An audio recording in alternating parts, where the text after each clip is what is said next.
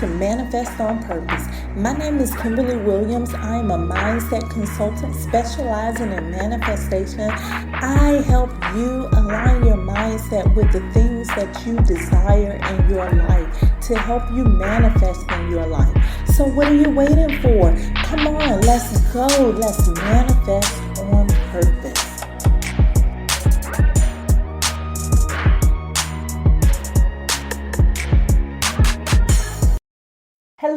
Hello, and happy Friday. Congratulations, you've made it through the week.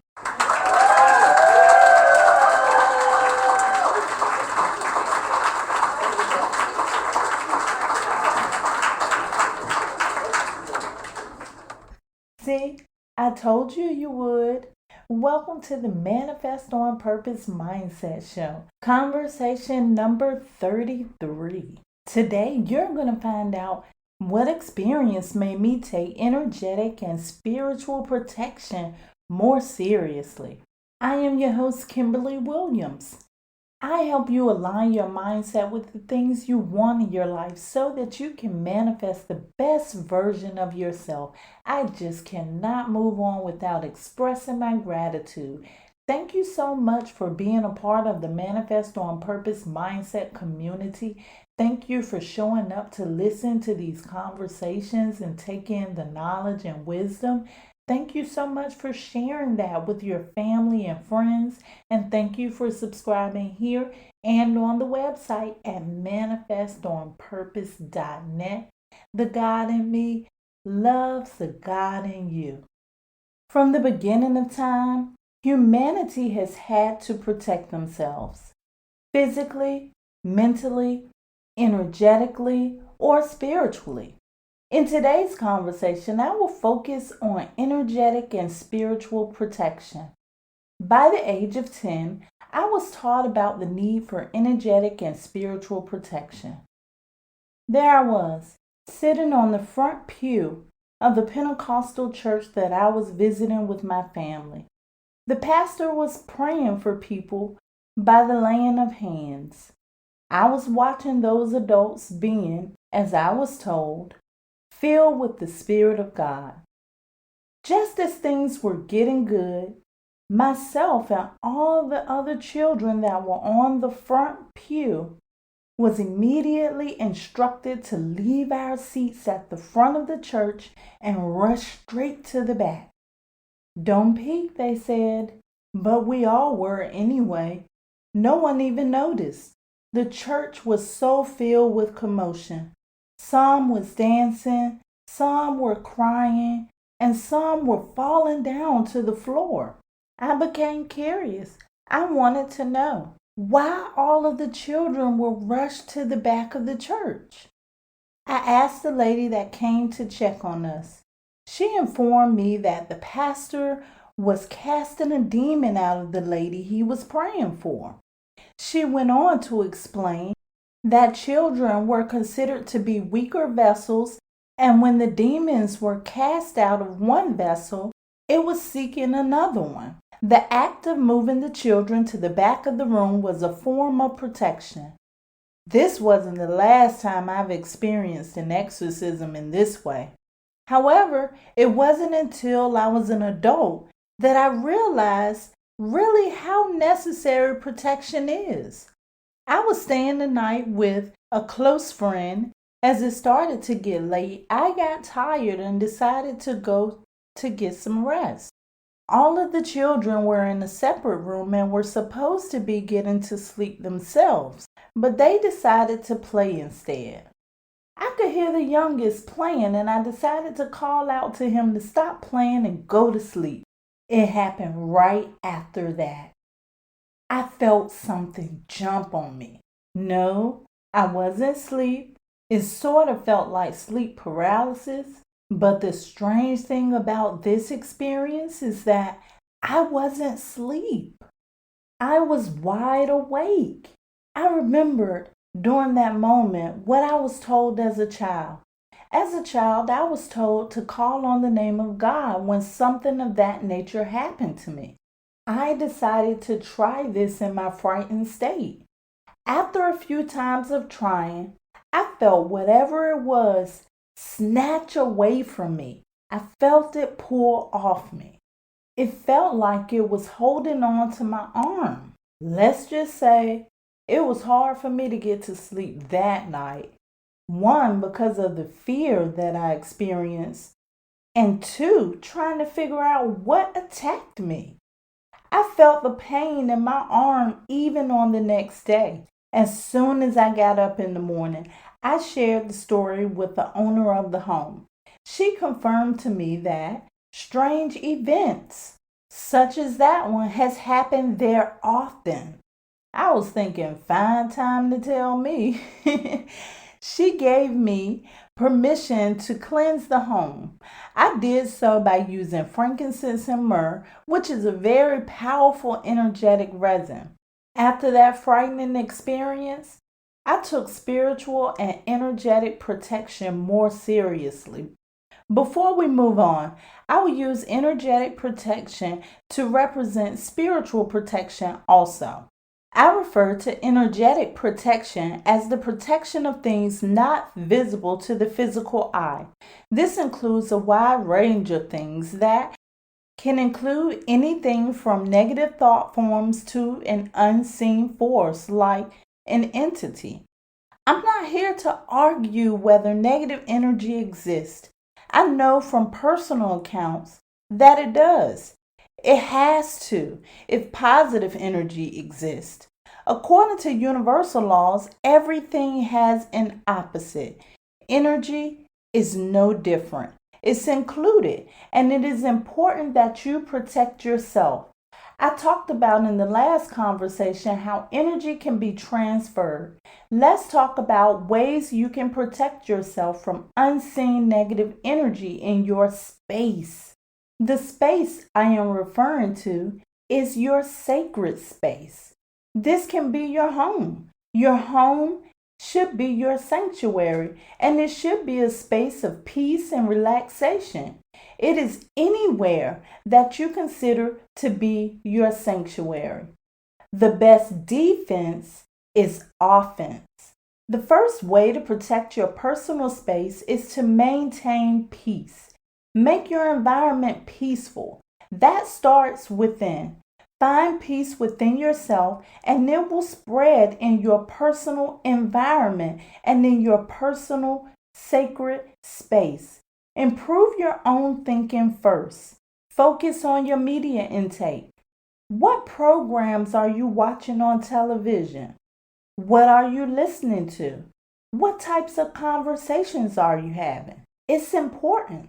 Have you ever cried during a really sad movie? Do you ever hurt your side from cracking up laughing when your favorite comedian is on? Or do you feel love when the girl finally gets the guy in your favorite love story? If you've experienced this, it means that you have experienced energy transferring. Avoid media that is negative in nature, that lowers your mood or your vibration. Create a calm, peaceful environment by watching something that makes you feel good or playing some soothing music. You also have to be aware of the energy you invite into your sacred space. Don't invite negative people into your home if it's at all possible. If there are occasions that you do have to, you will move on to cleansing your space. An energetic or spiritual cleansing is the first thing you should do when you move in your home. In the last conversation, I discussed how locations have an energy frequency also. The energy of those previously in your home lingers. You may think, what about a new home? Workers had to work in that space before you got there. And even the land that the home is on has an energetic frequency. Your home should also be cleansed routinely or anytime you feel a low vibration in your space. Here's a list of ways you can balance the energy in your sacred space. Sage. Sage is an herb. Native Americans and other indigenous people burn sage for spiritual cleansing. It's pretty easy to find. They sometimes are sold as a wand or in stick form. You can light it and let the smoke blow throughout your house with the intentions of releasing the negative energy. Remember, whenever I'm talking about releasing negative energy, in addition to any tools that you may use or any techniques that you should use, your intention matters the most. Always have an intention of cleansing that space of any negative energy. It is important to know that when you cleanse energy, add something to the space that releases positive energy, such as your favorite scents. It could be a room spray, essential oils, or incense. This applies to whatever cleansing method you use. Moving right along, energy is vibration. Shake the energy up in your space by making noise. Yes, I said it, noise. Shake up the energy in your space by singing a beautiful song, playing your favorite song, playing an instrument, praying throughout your home, or reading Bible scriptures throughout your home. Some of the best protection scriptures are in Psalms, and I like Psalms 27.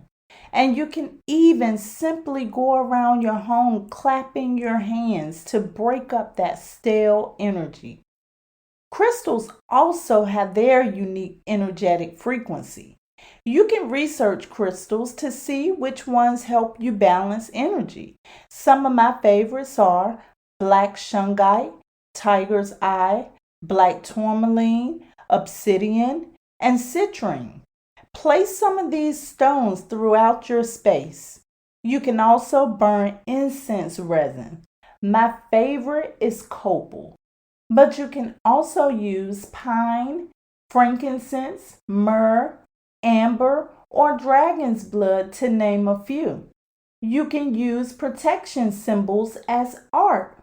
I favor the Hansma hand, but you can also use symbols such as the cross, the evil eye, or the eye of Horus, just to name a few. You can even use jewelry with these symbols for protection on them. Rosary beads are also great for protection. Palo Santos is a wood that can be burned in the same way as you would burn sage. It really does have a sweet odor to it. I prefer the palo over the sage because sage can be really strong.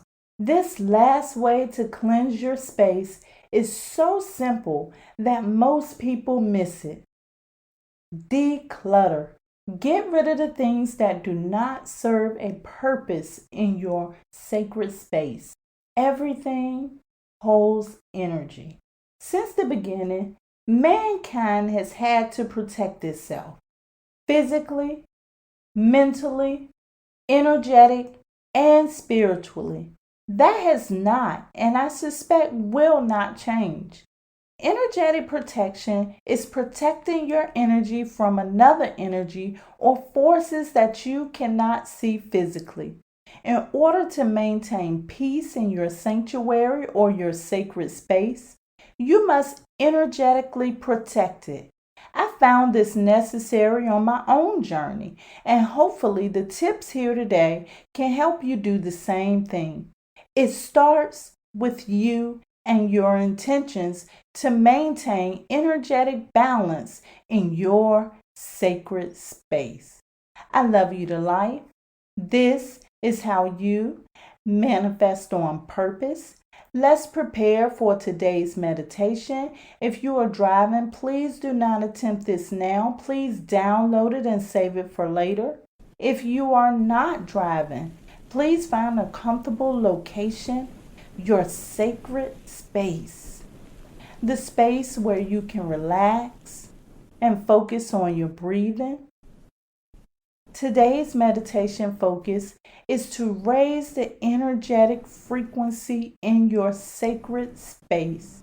First, raise your vibration by visualizing something that makes you happy, something that makes you feel good, or even something that may make you laugh. You can also use gratitude. Once you raise your frequency, visualize your sacred space and visualize yourself raising the frequency of that space. Enjoy the meditation.